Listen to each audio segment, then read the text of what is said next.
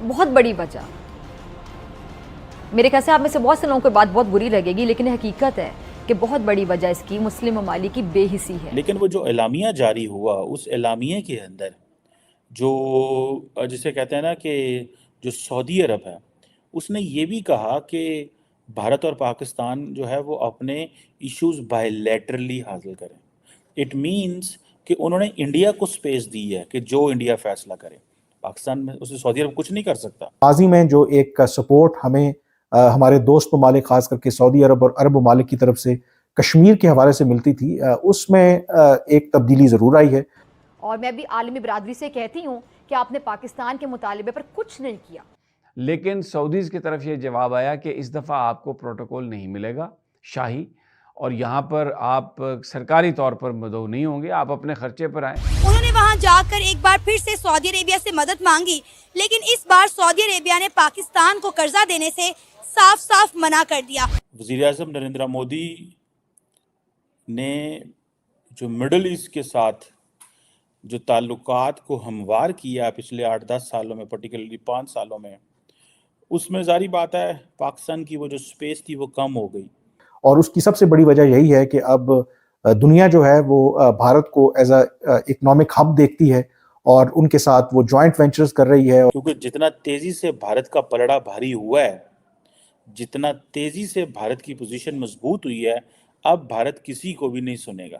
دوسرا اس میں جو پاکستان کے پرسپیکٹو سے ایک اور جو ذکر ہے، آبویسلی حالیہ سالوں کے اندر اگر آپ دیکھیں تو ماضی میں جو ایک سپورٹ ہمیں ہمارے دوست ممالک خاص کر کے سعودی عرب اور عرب ممالک کی طرف سے کشمیر کے حوالے سے ملتی تھی، اس میں ایک تبدیلی ضرور آئی ہے، اور اس کی سب سے بڑی وجہ یہی ہے کہ اب دنیا جو ہے وہ بھارت کو ایز اے اکنامک ہب دیکھتی ہے اور ان کے ساتھ وہ جوائنٹ وینچرز کر رہی ہے، اور سعودی عرب کے تعلقات بہت اس میں بڑے ہیں بھارت کے ساتھ، تو یقینی طور پر اسی لیے ان کے موقف میں بھی کسی حد تک کشمیر کی اگر آپ بات کریں تو پہلے والا وہ بات نہیں ہے۔ لیکن وہ جو اعلامیہ جاری ہوا اس اعلامیہ کے اندر جو جسے کہتے ہیں نا کہ جو سعودی عرب ہے اس نے یہ بھی کہا کہ بھارت اور پاکستان جو ہے وہ اپنے ایشوز بائی لیٹرلی حاصل کریں۔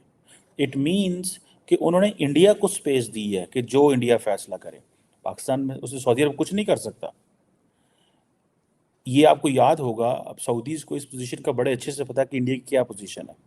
میں آپ کو پتا ہے بار بار ایک چیز کہہ رہا ہوں اور کافی عرصے سے کہہ رہا ہوں، میرے پاس کوئی انفارمیشن نہیں ہے لیکن میری شاید ایک انڈرسٹینڈنگ ہے کہ اگر کوئی ملک انڈیا اور پاکستان کے درمیان نارملائز حالات کروا سکتا ہے، یا وہ سعودی عرب ہے یا وہ یو اے ای ہے۔ یہ سپیس اب ویسٹرن ممالک کے پاس نہیں رہی، کیونکہ جتنا تیزی سے بھارت کا پلڑا بھاری ہوا ہے، جتنا تیزی سے بھارت کی پوزیشن مضبوط ہوئی ہے، اب بھارت کسی کو بھی نہیں سنے گا سوائے مسلم ممالک، اور مسلم ممالک کو وہ ایک کٹسی میں اگنور نہیں کر سکتا۔ یہ میں آپ کو بات بتاؤں، they can't say know to you اے ای۔ محمد بن زید اور محمد بن سلمان کو نو نہیں کہہ سکتے، کیونکہ ان کو پتہ ہے کہ ان کے پیچھے کتنی بڑی سپورٹ ہے۔ پیسے کا پرابلم نہیں ہے انڈیا کے لیے، لیکن وہ سمجھتے ہیں کہ جو چیز ہمیں عالم اسلام سے، مسلم ورلڈ سے چاہیے، یہ دو ممالک دے سکتے ہیں۔ سو فار دیٹ میٹر ہمیں اگر پولیٹیکلی بات کرنی بھی پڑے تو ہم پاکستان سے تو ہم کر لیں گے۔ یہ میری ایک انڈرسٹینڈنگ ہے۔ اور دونوں ملک جو ہیں بھارت، سعودی عرب اور پاکستان کے جو وزرائے اعظم اور کرون پرنس نے یہ کہا ہے کہ انڈیا اور پاکستان کے درمیان ڈائیلاگ ہونا چاہیے، اور جتنے بھی آؤٹ اسٹینڈنگ ایشوز ہیں انکلوڈنگ جموں اینڈ کشمیر وہ حل ہونا چاہیے۔ اور یہ کویشچن یہ ہے کہ پاکستان دنیا کے جس ملک میں بھی جاتا ہے اس پہ بات کرتا ہے، ٹھیک ہے، لیکن انڈیا نہیں بات کرتا، انڈیا نہیں بات کرتا، ٹھیک ہے جی۔ اور عموماً کیا ہوتا ہے کہ جب بھارت اور پاکستان کے حوالے سے کوئی بات پوائنٹ سامنے آتا ہے تو جو ہوتی ہے ریفرنس جو دیا جاتا ہے وہ دیا جاتا ہے یو این سیکیورٹی کونسل کا، کہ جیسی جو یو این سیکیورٹی کونسل کے ریزولوشن ہیں اس کے تحت حل کیا جانا چاہیے۔ لیکن اس اعلامیہ کے اندر یہ جو جوائنٹ سٹیٹمنٹ آئی ہے اس کے اندر کوئی ریفرنس نہیں ہے، اور آپ کو پتہ ہے یہ پاکستان کا ایک traditional political diplomatic legal point of view ہے کہ یہ سارے کے سارے یو این سیکیورٹی کونسل میں لے کے جانا چاہیے۔ لیکن سو انڈیا نے کیا کیا ہے کہ انڈیا نے over the period of time اپنا پلڑا، اپنی جو پولیٹیکل مائلیج ہے اتنا زیادہ اچیو کر لیا ہوا ہے کہ اب اس نے دوسرے ملکوں کو بھی بتا دیا ہوا ہے کہ آپ اس کو ہمارے بائی لیٹرل فریم ورک میں کریں. سو امریکنز ہوں، برٹش ہوں، یورپین یونین ہو، جتنے بھی ایسے امپورٹنٹ ملک تھے جو کنٹینیوسلی اس پہ بات کر رہے تھے، انہوں نے ان کو یہ یاد کرا دیا کہ آپ ایسے کیا کریں، جب بھی آپ سے پاکستان بات کرے تو آپ اس کو بائی لیٹرل میں لے جائیں. جب آپ اس کو بائی لیٹرل میں لے کے جائیں گے تو ہم اس کو حل کر لیں گے. لیکن بائی لیٹرلی انڈیا بیٹھتی نہیں ہے پاکستان کے ساتھ. آپ سمجھ رہے ہیں بات کو؟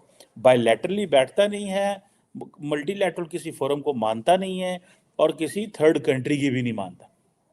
سو انڈیا بیسیکلی جن کو کہتے ہیں نا وہ کرا رہا ہے، اسے پتہ نہیں کیا کہتے ہیں، وہ جب ہاکی کھیلتے ہیں تو بس وہ گیند کو لے کے جا رہے ہوتے ہیں، گول بھی نہیں کرتے اور کسی کو بال بھی نہیں دیتے. سو انڈیا ٹیکنیکلی تو انڈیا سمجھتا ہے انہوں نے گول کر دیا ہوا ہے، کیونکہ انہوں نے کشمیر کا جو سٹیٹس ہے وہ چینج کر دیا یونیلیٹرلی. ٹھیک ہے.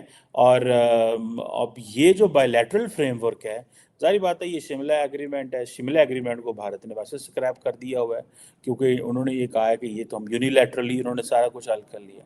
پہلے ملٹی لیٹرل سے بائی لیٹرل سے یونیلیٹرل. کئی لوگوں کو کہنا یہ ہے کہ پاکستان کو اس کو بائی لیٹرل میں لے کے جانے کی ضرورت ہی نہیں تھی. پاکستان اس کو سارے کا سارا ڈال دیتا ہے انٹرنیشنل کمیونٹی پہ. لیکن اب انٹرنیشنل کمیونٹی کے پاس کچھ بھی نہیں ہے. بائی لیٹرلی سے ان کی اتنی طاقت ہے پولیٹیکل کہ وہ اس کو یونیلیٹرلی انہوں نے سالو کر لیا ہے. پاکستان کو انہوں نے پوچھا ہی نہیں ہے.